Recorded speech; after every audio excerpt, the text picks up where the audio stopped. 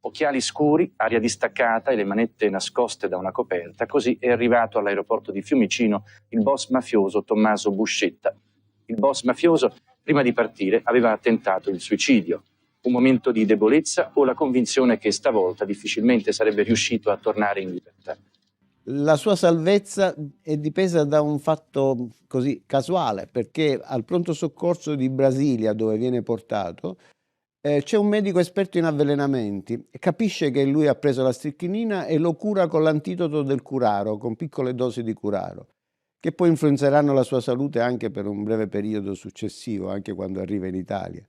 Perché tentò di suicidarsi?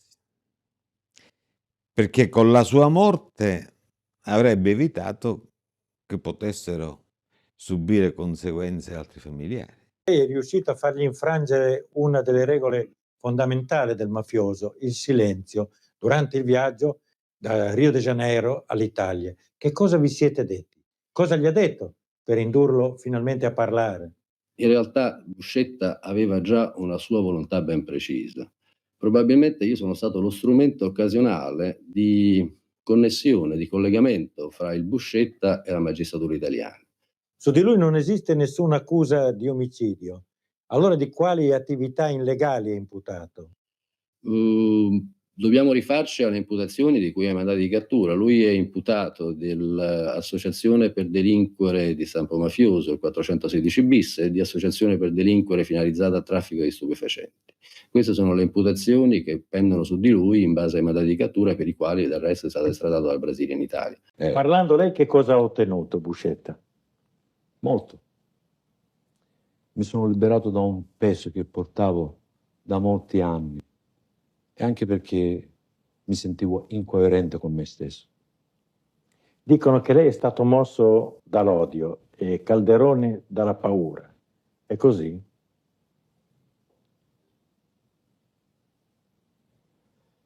Sarebbe ridicolo non ammettere che io odio. Troppo male mi è stato fatto per non odiare, anche se non vivo odiando.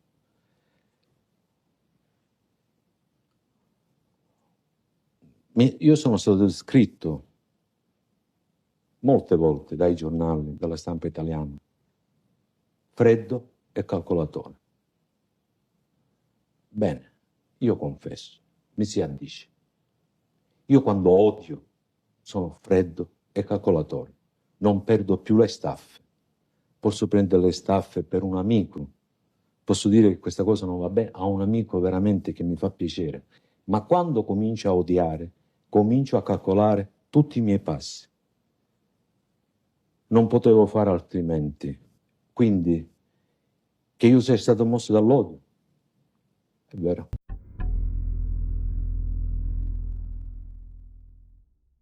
(16 luglio 1983). Falcone, De Gennaro e Geraci incontrano Buscetta negli uffici della Criminal Pol di Roma. Don Masino conferma la propria intenzione di collaborare. Viene steso il primo verbale. Ed a partire dal 21 luglio, per 4 mesi, in una serie di interrogatori, Don Masino spiega organigrammi, regolamenti, nomi, collocazioni geografiche, moventi di omicidi, alleanze e progetti della mafia. Tra una domanda e l'altra, il 30 agosto, fa capolino il nome di Antonio Bardellino. La signoria vostra mi dice che 2 piani più su, l'appartamento 1503, risulta acquistato da De Vita Rita, moglie di Antonio Bardellino. Mi rendo conto che trattasi di una coincidenza veramente singolare, ma escludo decisamente che possa esservi stato un qualsiasi collegamento in Brasile o altrove fra me e il Bardellino. Ricorda Pasquale Galasso. Il Bardellino era anche molto legato ai Nuvoletta e quindi ritengo che avesse gli stessi referenti mafiosi di costoro. So peraltro che egli conosceva molto bene Tommaso Buscetta, tanto che dopo l'inizio della collaborazione di quest'ultimo con i giudici di Palermo, nell'83-84, il Bardellino continuava a parlarne bene, esaltandone le qualità di uomo d'onore, in contrapposizione con la malvagità dei corleonesi, ai quali il Bardellino accostava invece il Nuvoletta. Tra i nomi fatti dal Buscetta, uno in particolare dà l'inizio alla serie di arresti che colpirà i corleonesi di Riina in special modo. È il nome di Vito Ciancimino, un nome che porta ai primi collegamenti mafia-politica. Sabato 29 settembre, una giornata storica. Sarà indicata come la notte di San Michele. Tommaso Buscetta, uno dei capi riconosciuti della mafia, ha parlato. Non era mai accaduto prima che un boss del suo livello accettasse di fare rivelazioni. Ha raccontato di 15 anni di sangue e dei segreti di 120 omicidi. La maxi retata coinvolge 366 persone. Affiora per la prima volta dalle confessioni di un mafioso il nome di Vito Ciancimino, il sindaco del Sacco Edilizio di Palermo, che da 20 anni gestisce gli appalti della città. Lunedì 1 ottobre emergono i punti chiave delle rivelazioni del Valachi siciliano. Tommaso Buscetta afferma che Luciano Liggio, uno dei boss storici della mafia siciliana, in carcere da un ventennio, ed i fratelli Michele e Salvatore Greco sono i capi assoluti della mafia siciliana. Buscetta chiarisce uno dei primi misteri di Palermo, l'assassinio del procuratore Pietro Scaglione, il 5 maggio del 71. L'ordine di assassinare il giudice venne da Corleone, dal quartier generale di Liggio. Perquisizione in casa di Vito Ciancimino. Si osa per la prima volta l'inosabile. Vengono sequestrate agende e documenti. Secondo Tommasino Buscetta, Ciancimino sarebbe in collegamento con la cosca di Corleone di Luciano Liggio. Buscetta rivela l'organizzazione e la struttura delle cosche. Palermo è divisa in 10 zone, i cui boss riuniti formano la commissione che decide affari, vita e morte degli avversari e tiene i contatti con l'esterno. Buscetta parla dell'asse Ciaculli-Corleone, i fratelli Greco. Lo definisce troppo violento. Avrebbe spesso agito senza ottenere il consenso di tutti i capifamiglia. Si incomincia a rilevare che Buscetta accusa soltanto i suoi nemici. Martedì 2 ottobre vengono fuori tutti i nomi delle cosche. A Vito Ciancimino viene ritirato il passaporto. È una decisione inimmaginabile appena qualche mese fa. Commentando le dichiarazioni del pentito Buscetta, il ministro degli interni Scalfaro dichiara che la via è lunga, non bisogna lasciarsi prendere dall'entusiasmo. Le rivelazioni di Tommaso Buscetta costringono intanto a rivedere alcuni processi conclusi o in fase istruttoria. Alla pagina 156 del mandato di cattura si legge esattamente questo brano dell'interrogatorio del boss pentito. Dalla Chiesa era stato ucciso dai corleonesi che avevano reagito alla sfida contro la mafia lanciata dal prefetto di Palermo. Peraltro, fatto questo veramente grave ed inquietante, qualche uomo politico della mafia si era sbarazzato di Dalla Chiesa, divenuto troppo ingombrante. Decine di arresti anche negli Stati Uniti dopo le dichiarazioni di Tommasino. Sempre secondo quanto dichiara Buscetta, fu Stefano Bontade a decidere di uccidere il segretario provinciale della DC Reina. Martedì 2 ottobre si parla di Ciancimino nel Groviglio. Emerge un risvolto umano drammatico. Sempre secondo quanto dichiara Buscetta, fu Giovanni Bontade, attualmente in carcere a Lucerdone, che partecipò all'uccisione di suo fratello Stefano. Giovedì 4 ottobre. Anche Tano Badalamenti pare che sia pronto a parlare. Si prevedono sviluppi per i delitti del presidente della regione Piersanti Mattarella, per il segretario provinciale Salvatore Reina, per il segretario regionale del Partito Comunista Italiano Pio La Torre. Sebastiano Pisciotta, sarto di Villabate e sorvegliato speciale, è il primo morto del dopo Buscetta. Gli ex sindaci democristiani Giuseppe Insalaco, Elda Pucci, Nando Martellucci parlano all'antimafia delle interferenze di Ciancimino nella vita politica palermitana. Venerdì 5 ottobre. Ciancimino chiede di essere ascoltato dall'antimafia. Passano al setaccio i suoi 20 anni di potere. Scattano gli accertamenti patrimoniali e bancari per l'ex sindaco. Dal Lucerdone vengono trasferiti 23 boss. Davano ordini dalle celle ai picciotti di Palermo. Domenica 6 ottobre. Duplice omicidio a Cinisi. Assassinato Leonardo Rimi, amico di Buscetta e di Badalamenti. Tommasino parla con il giudice romano Imposimato sui rapporti tra i corleonesi e Pippo Calò, rappresentante delle cosche siciliane nel mondo politico e imprenditoriale della capitale. Martedì 9 ottobre. Vito Ciancimino va al confino a Patti, il paese natale di Sindona. Per l'ex sindaco la procura aveva proposto l'arresto cautelativo. Il soggiorno obbligato, una pena più mite. Con Ciancimino al confino si chiude comunque un'epoca. Per la prima volta si ha la sensazione che nella lotta alla mafia si voglia veramente colpire in alto, raggiungere quei livelli mai sfiorati prima. L'effetto Buscetta può preludere a sorprese imprevedibili. Chi ha da temere trema. Quello che colpisce di Buscetta, sia fra i magistrati che fra l'opinione pubblica, è la personalità e il carisma, che certamente a Don Masino non fanno difetto. Un uomo d'onore non va a dire a uno qualsiasi io sono uomo d'onore. Fa vedere la sua potenza occulta alle spalle. Lei deve sentire il mio peso quando io mi avvicino a lei. Deve sentirlo velatamente. Io non vengo con una minaccia da lei, sempre verrò sorridente. E lei sa che dietro quel sorriso c'è una minaccia che incombe sulla sua testa. Io non verrò a dire a lei, io a lei farò questo. No. Se lei mi capirà, bene. Se non mi capirà, lei ne soffrirà le conseguenze. La moglie è una persona coltissima, un avvocato, figlia del più grande avvocato del Brasile, testimone di nozze del matrimonio di Buscetta, fu il presidente del Brasile. Quindi era entrata in Brasile in un ambiente di altissimo livello e aveva queste grandi conoscenze. C'è veramente una figura particolare che non ha pari in altre epoche e anche in altri contesti, persino i grandi boss americani. O comunque lui può reggere il paragone con gli Al Capone, con i Lucky Luciano, sicuramente, con proprio i grandi boss storici di Cosa Nostra di tutti i tempi. Bene, torniamo alla cupola. Allora la cupola?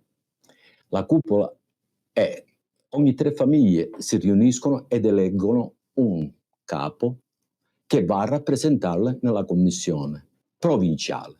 La commissione provinciale era capeggiata dal signor Greco, Michele Greco. Quindi quando io parlo di cupola, fu lui a capire per primo che cos'è.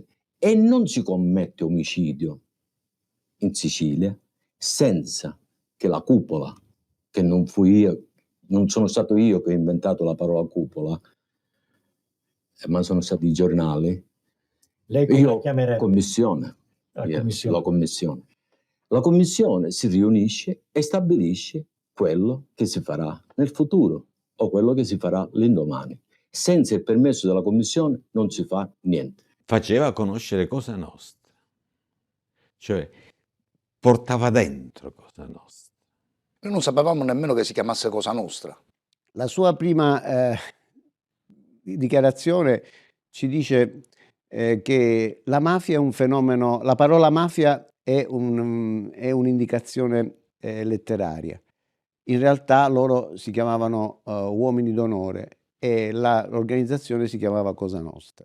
Io ho capito attraverso Masino Buscetta che cos'era l'organizzazione criminale e lui era sicuramente una persona che in tanti anni era rimasta impregnata della cosiddetta mafiosità, cioè mentalmente non se ne esce mai. È ovvio che questa mentalità mafiosa può anche diventare poi utile per capire quello che sta avvenendo fuori una volta che si esca dall'organizzazione. Giuliani è stato per 3 anni, fino all'anno scorso, il numero 3 del Dipartimento della Giustizia degli Stati Uniti. Poi è tornato in trincea. In prima linea la cooperazione che ha stabilito con le autorità italiane ha anticipato il contenuto dell'accordo raggiunto successivamente a Washington. So, Attorney Giuliani, how do you judge the Buscetta operation? Buscetta e quali conseguenze ha avuto sulle sue investigazioni e quali conseguenze avrà sul futuro? Il risultato più immediato della collaborazione per Buscetta per gli Stati Uniti è stato la possibilità di arrestare qui su imputazioni del governo italiano, dello Stato italiano, 28 persone coinvolte nel traffico di droga internazionale. Questo è stato un risultato notevole in se stesso, ma al di là di questo, come notato dai miei colleghi italiani, si tratta di un problema internazionale, soprattutto perché riguarda l'Italia e gli Stati Uniti. Più si preoccupa il governo italiano della mafia siciliana, più ha l'abilità il governo italiano di infliggere colpi alla mafia siciliana, meglio stiamo noi negli Stati Uniti, perché anche noi abbiamo da affrontare un problema analogo. Questa operazione modifica in qualche modo i vostri programmi nella lotta contro il crimine organizzato? Sicuramente ci dà una valutazione migliore sul modo esatto in cui la mafia siciliana e le famiglie organizzate americane hanno collaborato insieme. Ha rivelato un gruppo di persone nel corso di questa investigazione che dura 2 anni, si sono fatti noti gruppi di persone che sono state già note per noi e che si sa ora che lavorano per la mafia siciliana e collaborano con la mafia americana. Noi abbiamo avuto successo nell'arrestare queste persone grazie alle rivelazioni, ma ci sono molte altre persone e speriamo che la collaborazione di Buscetta potrà essere un primo passo in questa direzione. Buscetta ha parlato di tantissime cose, non è stato mai smentito. Lui è rimasto un mafioso fino in fondo. Lui è il classico personaggio di quelli che Rocco Chinnici diceva: secondo me i mafiosi non si possono pentire, i mafiosi restano mafiosi per tutta la vita. Calderone viene presentato come un pentito. Lei come si considera? Io non mi considero un pentito, non ho mai rinnegato di essere stato un mafioso. E di esserlo ancora? Io lo sono, alla mia maniera io lo sono ancora. Chi è il Tommaso Buscetta col quale io sto parlando oggi? Certamente molto diverso dal Tommaso Buscetta di altri tempi. No. No? È lo stesso Tommaso Buscetta. Può cambiare la categoria, può cambiare. Una volta ero mafioso, adesso, per dirla come la dicono i miei nemici, sono uno spione, sono uno sbirro, sono una persona che fa fare dei processi. Quindi può cambiare in questo senso e all'esteriore, ma all'interno Tommaso Buscetta rimane lo stesso, è sempre rimasto lo stesso. Non si dimentichi che per amore alla mia famiglia ho tentato il suicidio. Quando tutti i dottori del mondo dicono che quando una persona cerca di suicidarsi è perché è pazzo, io ancora oggi non sono pazzo. Ho saputo fare questo gesto perché non conosco mezzi, gesti, per amore alla mia famiglia. Ma lei crede che Buscetta sia un pentito?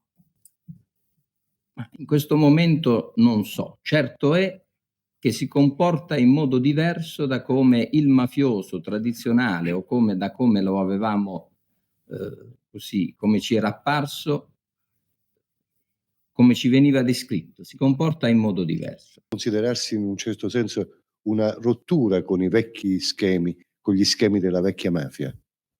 Ma io ritengo di sì, che siano importanti e che però erano state annunciate da altri sintomi, direi.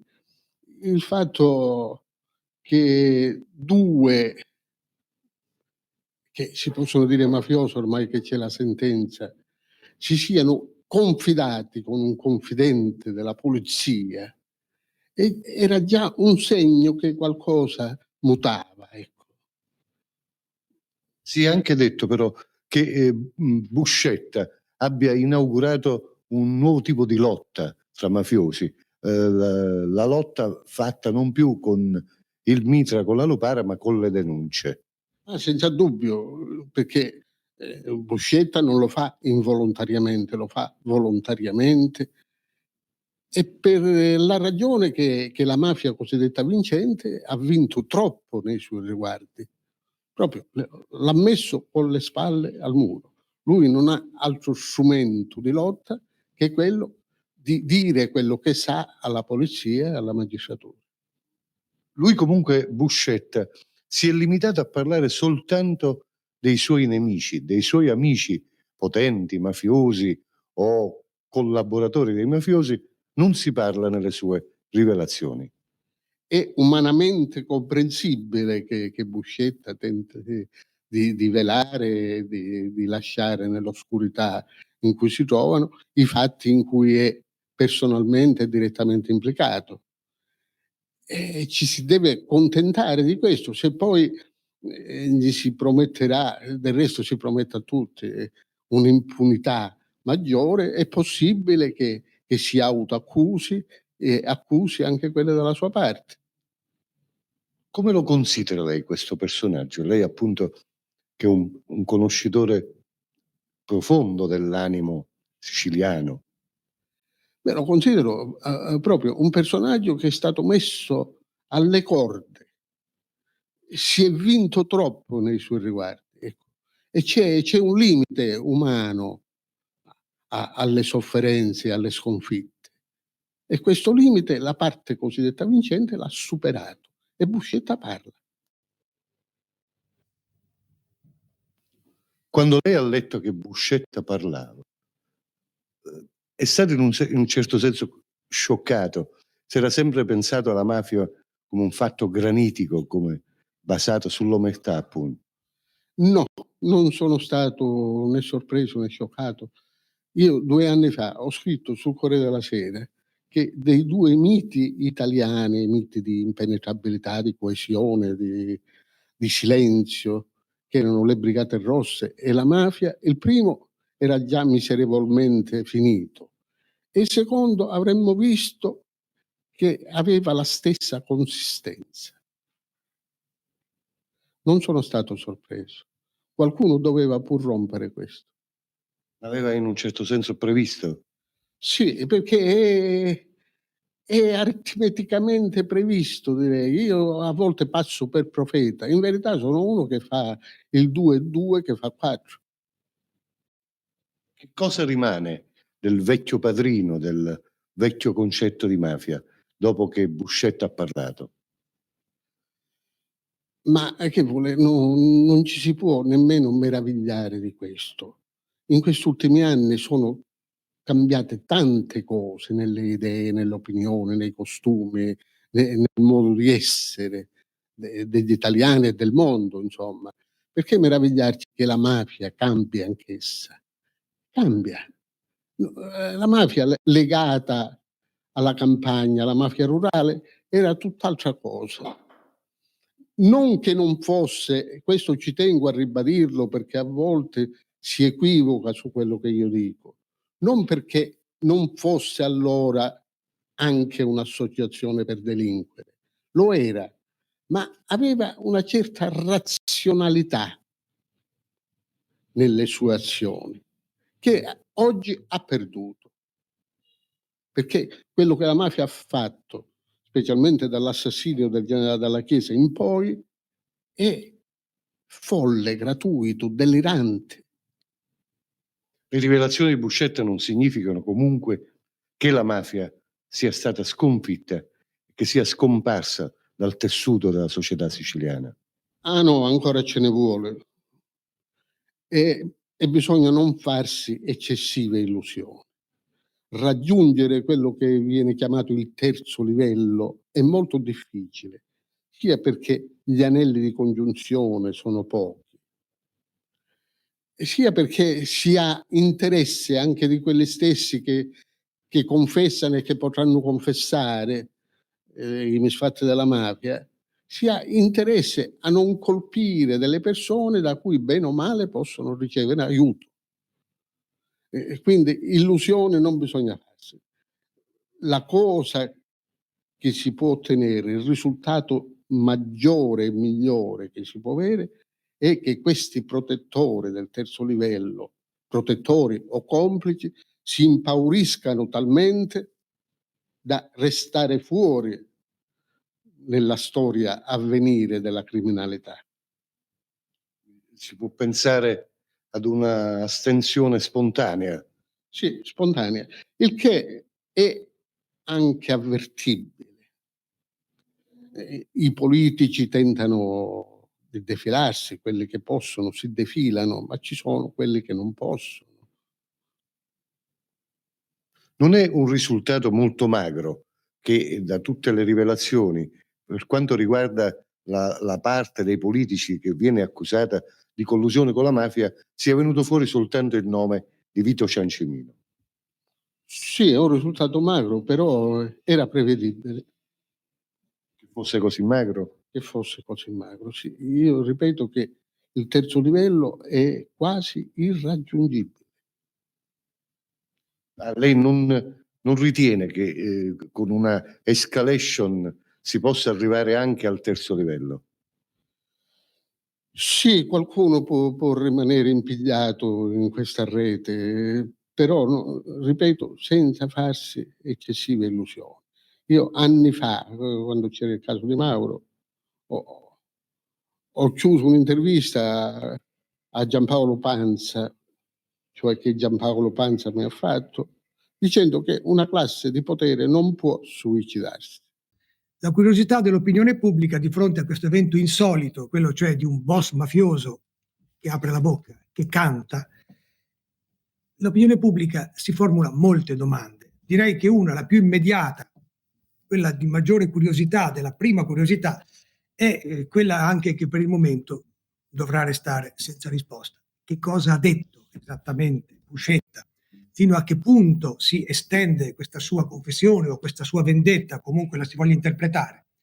Ci sono molte indiscrezioni, ma la verità la conoscono in pochi e anche in questo caso forse è bene che se la tengano per sé, almeno fino al momento opportuno. Altre due domande invece possono essere tranquillamente poste senza scontrarsi col doveroso riservo di coloro che conducono le indagini. La prima, quanto vale la confessione di Buscetta? Quanto può incidere sul futuro della mafia? Come ne esce la mafia da questa sconfitta? E una seconda domanda, la confessione di Buscetta permetterà di colpire la mafia a tutti i suoi livelli, che come noto sono sommariamente indicati col numero di 3. Un primo livello, la fanteria, i killers, un secondo livello, gli stati maggiori, i boss, e un terzo, quello che mutuando il termine dalle brigate rosse o dal terrorismo in genere potremmo chiamare la direzione strategica, il mondo complesso del crimine, del traffico internazionale di droga, degli appalti, degli affari, del riciclaggio del denaro sporco, dei sequestri e soprattutto un livello che si può condensare in un binomio molto semplice, mafia e politica. La mafia come mezzo per la conquista del potere, il potere come mezzo per arricchirsi. Ma Buscetta non parla a Falcone dei legami fra mafia e politica, se non verso Ciancimino, collegato ai Corleonesi. A suo giudizio non è ancora il momento di parlare di altri livelli. Ha il timore che la propria credibilità come collaboratore di giustizia possa crollare facendo nomi altisonanti, verso i quali non ha prove. Le sue accuse quindi si rivolgono solo ai mafiosi e ai politici locali. E Ciancimino che tipo è?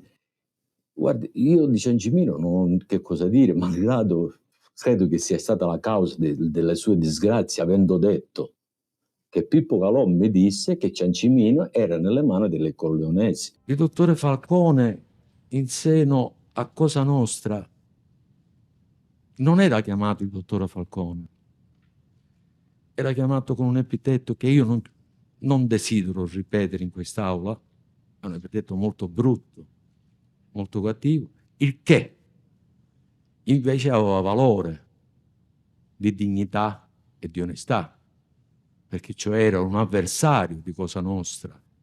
Quest'uomo mi destava una particolare attenzione. Per me Giovanni Falcone era lo Stato. Per me lo vedevo come l'uomo che voleva combattere veramente la mafia, non lo Stato italiano che faceva i comizi. Signor Buscetta, lei al giudice Falcone su questo argomento, mafia e politica, che cosa disse? Che non sapeva niente, che sapeva qualche cosa, che non intendeva collaborare? Che cosa disse?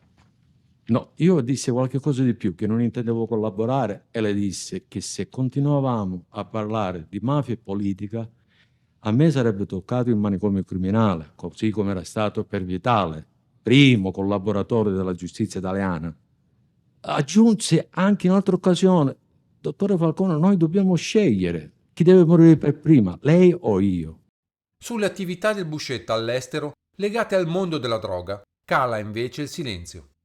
Un po' perché non sono utili ai fini investigativi, un po' perché Buscetta l'ha sempre negata e questo farebbe venir meno una parte della sua credibilità, un po' perché si ha la necessità mediatica di costruire la figura del mafioso, tra virgolette, buono, quello che uccide solo altri mafiosi, che non traffica in droga, di quel mafioso insomma da contrapporre in toto al mafioso cattivo, qual è Salvatore Riina. Che cosa fa in America Tommaso Buscetta? Costruisce il network della droga? Di che cosa si occupa? Allora, Tommaso Buscetta si reca prima in Messico, poi in Canada, poi negli Stati Uniti, dove prende contatto con i grandi boss della Cosa Nostra americana, Carlo Gambino e Joe Bonanno.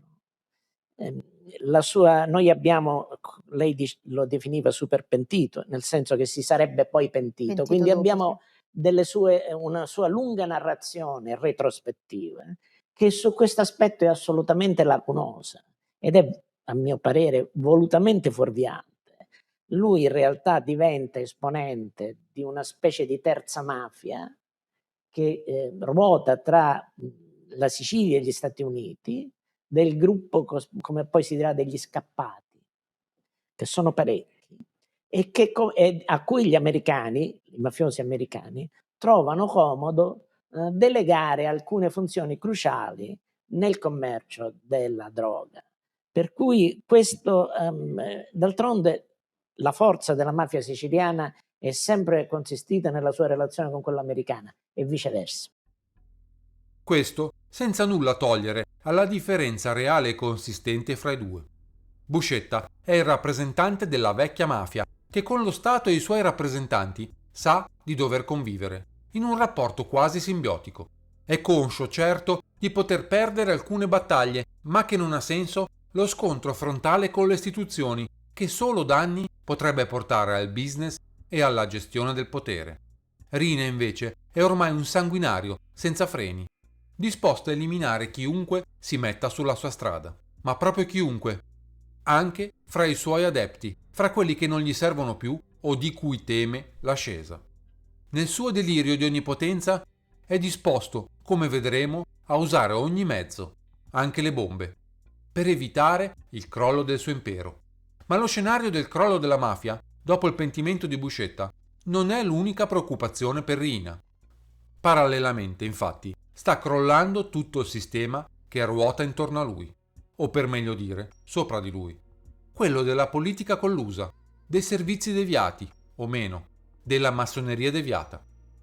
Si avvicina la fine del mondo diviso in blocchi. Si avvicina il conto da saldare per chi si è seduto al tavolo negli ultimi 40 anni.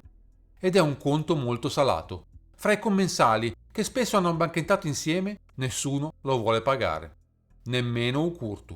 La cosa interessante è che mentre noi su Provenzano abbiamo i pizzini, cioè cose scritte da lui stesso, di altri capimafia abbiamo molte dichiarazioni, qualcuno ha anche scritto un libro di memorie.